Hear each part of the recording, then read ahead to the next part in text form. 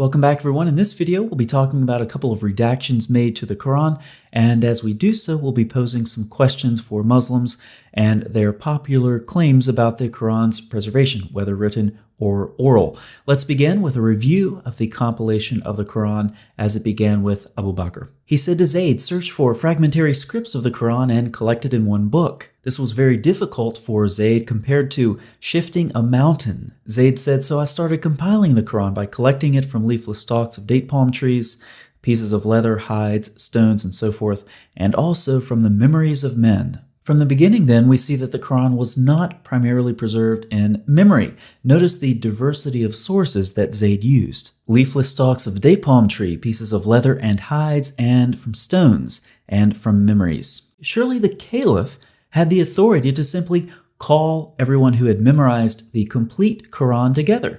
Just sit them down at a table, and as they recite, have Zayd record their words. But this isn't what happened. The Quran was in fragmentary form, explaining in part the difficulty of Zayd's task. Nevertheless, he finished his work, and the manuscripts of the Quran remained with Abu Bakr, and then Umar, and then Hafsa. Now let's fast forward to Uthman. Problems arose because of differences in the recitation of the Quran, so Uthman sent a message to Hafsa asking for the manuscripts that he would compile in perfect copies and then return them.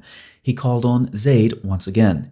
In the case of any disagreements, it was to be written in the dialect of the Quraysh. When this was complete, Uthman sent his copies out to various provinces and ordered that all the other Quranic materials, whether written in fragmentary manuscripts or whole copies, be burnt. Now you would think Zayd would say something like, "I've already done this, why am I doing it again?" But he doesn't seem to object. But notice the concern. It's with differences in the recitation of the Quran. So what is Uthman's solution? To compile the Quranic materials in perfect copies and then burn his source material. So the variations in these manuscripts are causing problems for the early Muslims. But this raises an interesting question. What did Uthman do with his source material? He burned it. But if the Quran was preserved in memory, as many Muslims claim today, why didn't Uthman account for this fact? If the memorization of the Quran was so dominant, destroying manuscripts would not accomplish Uthman's goal of eliminating variant readings. Now, what kind of changes did Uthman make during his recension?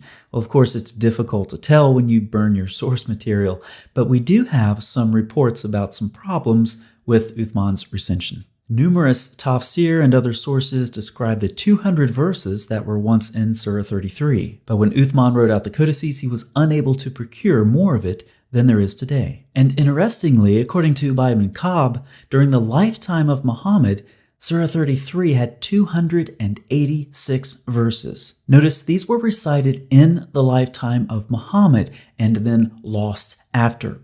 So Uthman apparently lost several dozen verses out of just one surah, but he also made some unspecified changes. Abu Muhammad said whilst copying the mushafs, he burnt what he burnt from them from what he had changed intentionally or by mistake. Aisha's copy contained a variant reading of Surah 33:56, but this was before Uthman altered the scripture. There are dozens and dozens and dozens of these reports, so let's just leave them for now and move further down our timeline. Did Uthman eliminate all of the variant readings?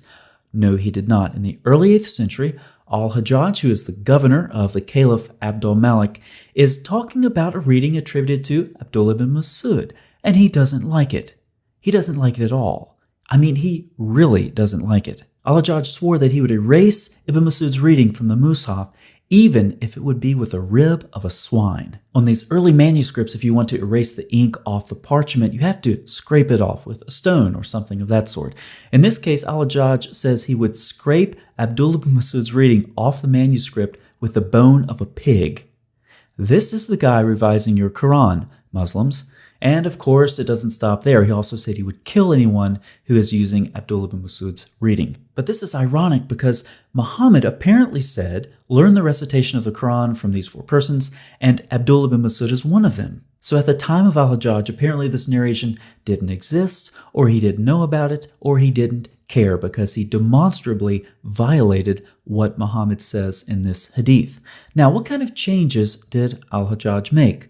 Once again, it's difficult to tell, but we can try to paint a rough picture. The sources report that the Caliph, Abdul Malik, instructed his advisor Al-Hajjaj to revise the text of the Quran by changing the consonantal skeleton of certain words.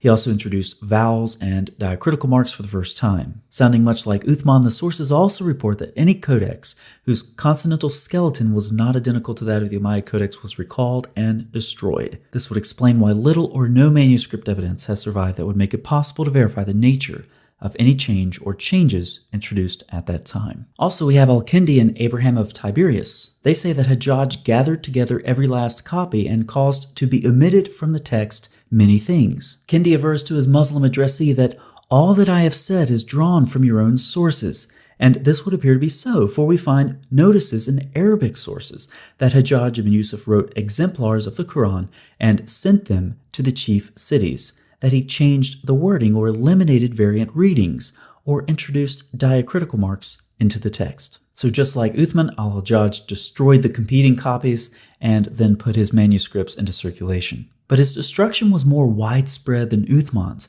Al-Hajjaj destroyed both public and private manuscripts. As you can imagine, some were not happy, including Uthman's family. We have a report of the angry reaction of the family of Uthman towards the new Medinan Quran recension. The governor of Egypt even flatly refused al-Hajjaj's new Quran, but in spite of these difficulties, he was largely successful in standardizing his new text, and by the 2nd century AH, Uthman's manuscript had become a thing of the past. The Uthmanic Codex had disappeared. We have a couple of questions that are relevant to the preservation of the Quran. Whose Quran or recension was memorized or preserved? Was it Muhammad, Uthman, or al-Hajjaj? Further, who gave Uthman or al-Hajjaj the authority to redact the Quran?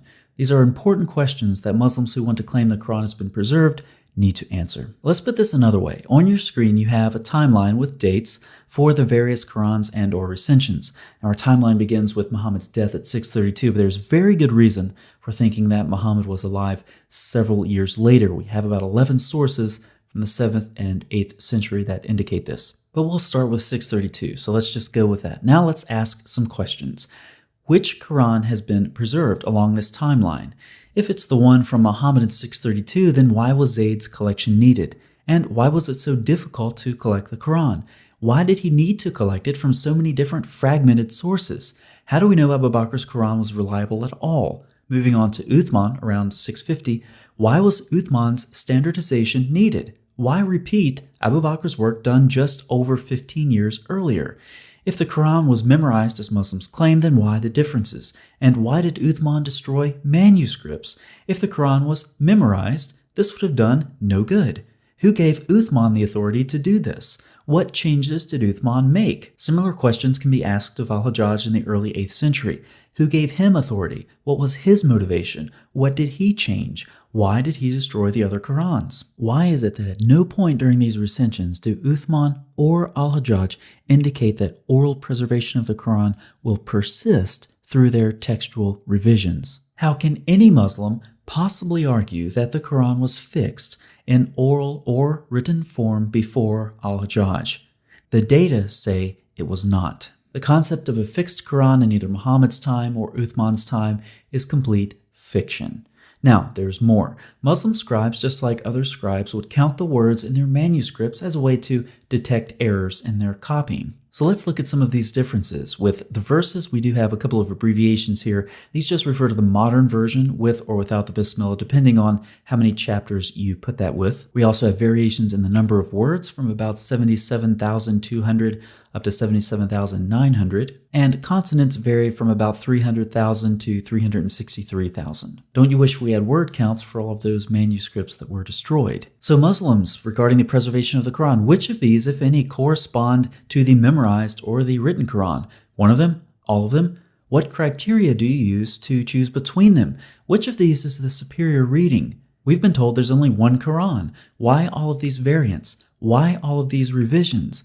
And why do we have so many variations, given that so many manuscripts were destroyed? Based on the evidence presented in this video, I draw numerous conclusions. I'll share 3 of them with you. Any theory of miraculous or perfect preservation of the Quran is complete nonsense. 2, given the destruction of Uthman and al-Hajjaj, it is impossible to know the original Quranic readings. And 3, the Quran could not have reached a stable form before the early 8th century AD. Muslims, if you want to object to this video, begin your comment by saying, I watched the entire video. And if you don't do that, I'll know that you didn't watch the video, and in typical Muslim fashion, you're trying to comment anyway. So let's see how many Muslims don't do this, and how many Muslims we can amaze with our psychic knowledge that they're trying to comment without watching the video. For the rest of you, thank you so much for watching. I'll see you next time.